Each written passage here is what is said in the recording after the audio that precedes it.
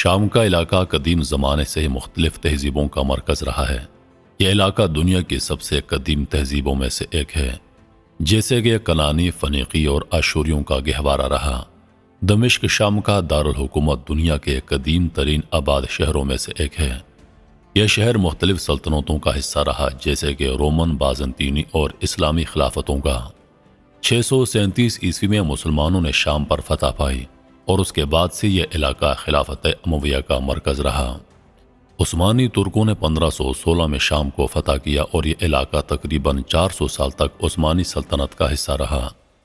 عثمانی دور میں شام کی معیشت اور ثقافت میں خاصی ترقی ہوئی، لیکن اس دوران عوام کی سیاسی آزادی محدود رہی۔ پہلی جنگ عظیم کے دوران جب عثمانی سلطنت کا خاتمہ ہوا تو شام کی سرزمین فرانس اور برطانیہ کی کالونی بن گئی۔ فرانس نے 1920 میں شام کو ایک منصب وصایت مینڈیٹ کے طور پر اپنی حکمرانی میں لیا۔ فرانسیسی حکمرانی کے دوران شام میں شدید مزاحمت ہوئی اور مقامی شامیوں نے آزادی کے لیے کئی تحریکیں چلائیں۔ 1941 میں فرانسیسیوں نے دوسری جنگ عظیم کے دوران شام میں خود مختاری کی اجازت دی اور 1946 میں شام نے مکمل آزادی حاصل کی۔ آزادی کے بعد شام میں سیاسی استحکام نہیں رہا۔ متعدد فوجی حکومتیں اور سرکاری ادارے متواتر تبدیل ہوتے رہے۔ شامی حکومت میں کئی بار مارشل لا لگایا گیا اور حکومتیں مختلف سیاسی گروہوں کے ہاتھوں بدلتی رہیں۔ 1960 کی دہائی تک شام میں مسلسل سیاسی بحران اور حکومتوں کی تبدیلیاں جاری رہیں۔ شام میں استحکام 1970 میں آیا جب حافظ الاسد نے ایک فوجی بغاوت کے ذریعے اقتدار پر قبضہ کیا۔ حافظ الاسد نے شامی سیاست میں آمرانہ حکومت قائم کی۔ ان کے دور میں شام میں ریاستی سطح پر جمہوری ادارے کمزور اور حکومت کا کنٹرول بڑھا۔ حافظ الاسد نے اقتصادی ترقی کی کوشش کی، لیکن ان کی حکمرانی کے دوران مخالفین کے خلاف شدید کما تشدد کیا گیا۔ حافظ الاسد کی موت 2000 میں ہوئی اور ان کے بیٹے بشار الاسد نے اقتدار سنبھال لیا۔ بشار الاسد نے 2000 میں اپنے والد حافظ الاسد کے بعد اقتدار سنبھالا۔ ابتدا میں بشار الاسد نے اقتصادی اور سیاسی اصلاحات کے وعدے کیے، لیکن جلد ہی یہ واضح ہو گیا کہ ان کی حکومت بھی آمرانہ ہے۔ بشار الاسد کے دور میں سیاسی آزادی پر پابندی عائد رہی اور حزب اختلاف کے خلاف سخت اقدامات کیے گئے۔ 2000 کی دہائی کے اوائل میں بشار الاسد نے کچھ معاشی اصلاحات کی، لیکن ان اصلاحات کے باوجود عوامی سطح پر غربت اور بے روزگاری میں اضافہ ہوا۔ 2011 میں عرب بہار کی تحریک نے شام کو بھی متاثر کیا، جہاں عوامی احتجاج اور مظاہروں کا آغاز ہوا۔ اس دوران بشار الاسد کی حکومت نے مظاہرین کے خلاف طاقت کا استعمال شروع کر دیا، جس کے نتیجے میں ملک بھر میں خانہ جنگی کی صورتحال پیدا ہو گئی۔ 2011 میں شام کے مختلف شہروں میں حکومت مخالف احتجاج شروع ہوئے، جو جلد ہی شدید تشدد میں تبدیل ہو گئے۔